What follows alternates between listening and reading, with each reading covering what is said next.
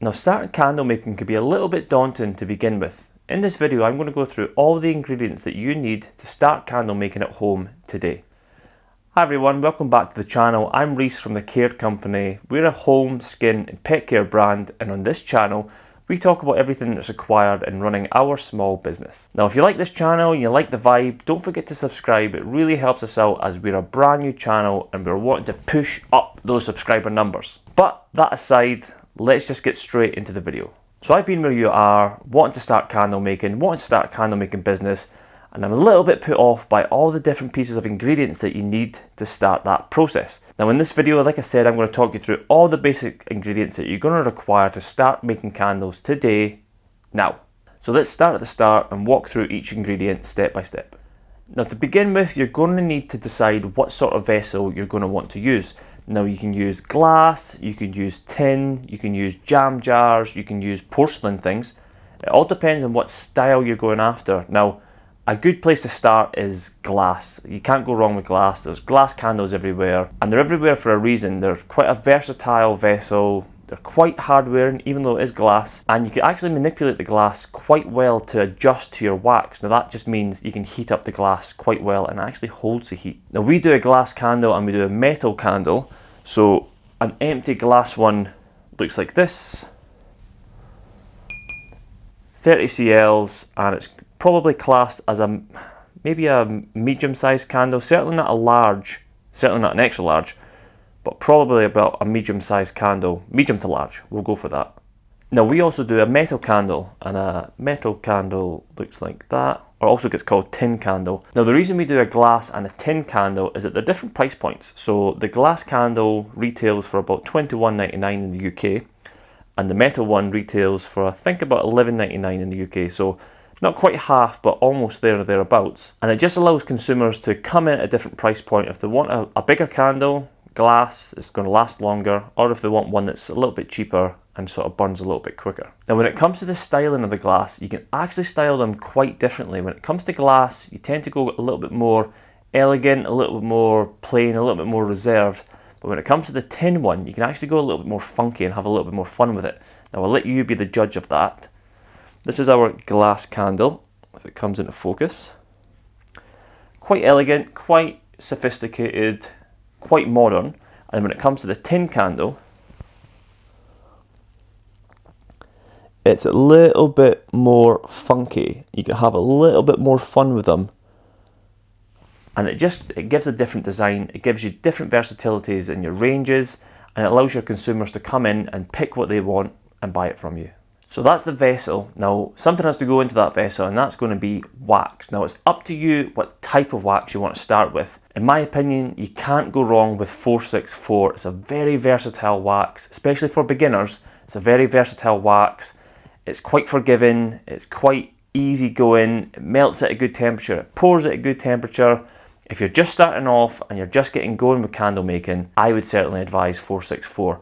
Now if you're doing candles or you're doing wax melts, that's something you have to be cognizant of, because that's going to require different types of waxes. But if we just talk about candle making today, then 464 is a very good wax to start off with. Now this isn't 464, but your wax will tend to come in some sort of form like this.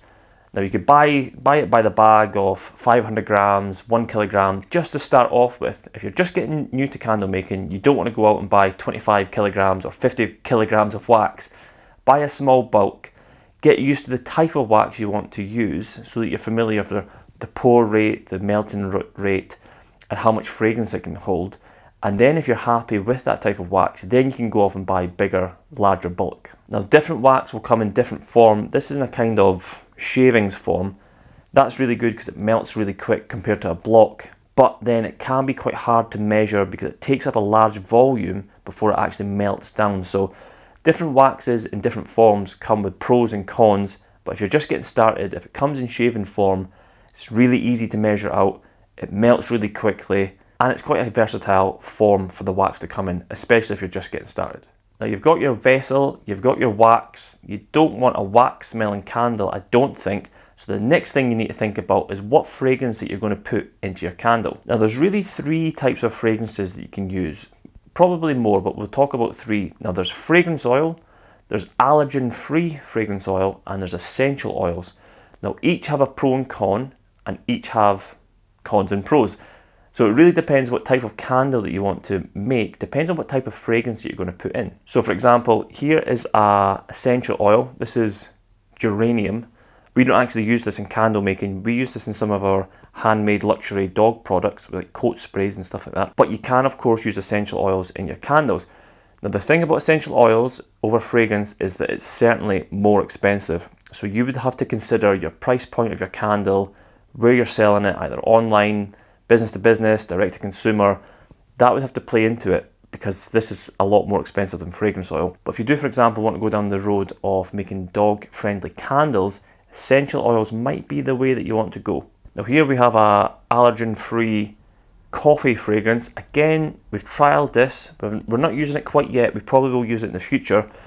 This just gives people that may be a little bit more sensitive to fragrance an option to have a candle that they're just quite happy with. Some people react quite badly to fragrance in general. Some people react quite badly to certain types of fragrances.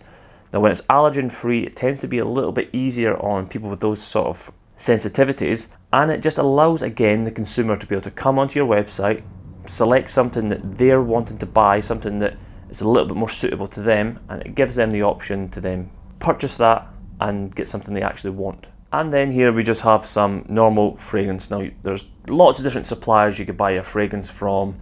Shop around. You can sometimes get smaller samples. I would certainly suggest if you're just starting off, don't buy something this big.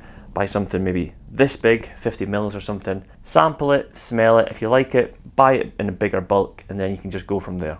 Now one thing I would add is that when it comes to fragrance and it comes to your burn testing, not all fragrances are the same. There's so many different variables that you need to consider when making candles, and fragrance can sometimes be one of the biggest ones.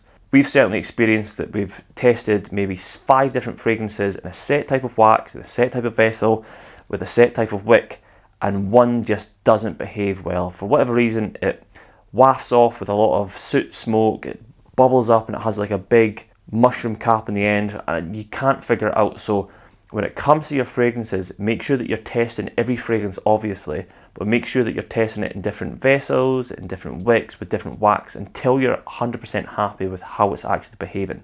I plan on doing a separate video on candle burn testing, because I've certainly noticed there's a lot of novelty candles out there that for me, I don't know how they pass the candle burn test, because it's quite stringent and it's quite rigorous. So I'll do a separate video going into the details of how we do our candle burn testing in the future.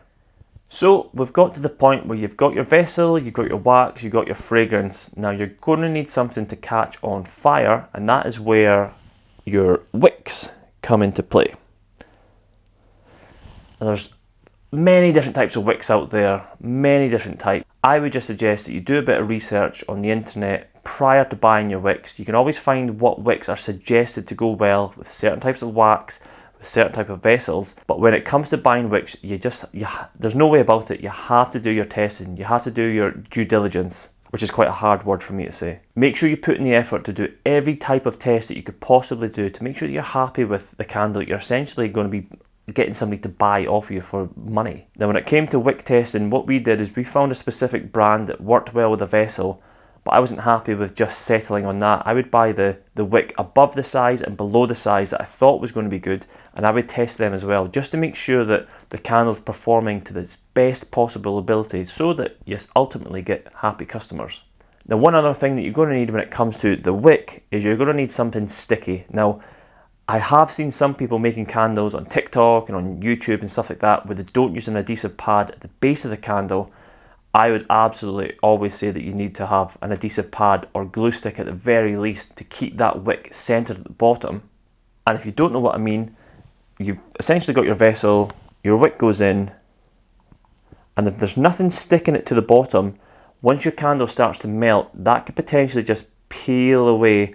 Your wick will actually fall over to the side and your candle will snub out potentially halfway down its actual melting capability. Ultimately that means that your customer has bought a candle off you that's meant to last say 50 hours and it's only burnt 20 hours and then they can't use it again. So unhappy customers, you want to avoid that. So something we always use is an adhesive pad at the bottom of the candle. You take one off, pop it in the bottom, put your wick in, make sure it's in the middle, and then it's stuck. And a good test should be that you should be able to hold the wick essentially under its own weight, stuck on the pad, and that way you know that there's a good contact between the adhesive pad, the glass, and the wick.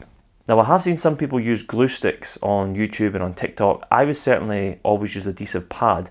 The glue, not to go into too much granular detail, but glue has a melting point that's sometimes lower than wax. So once you get a full melt pool off your candle, that wax can heat up to a point that actually starts to make that glue lose its adhesiveness.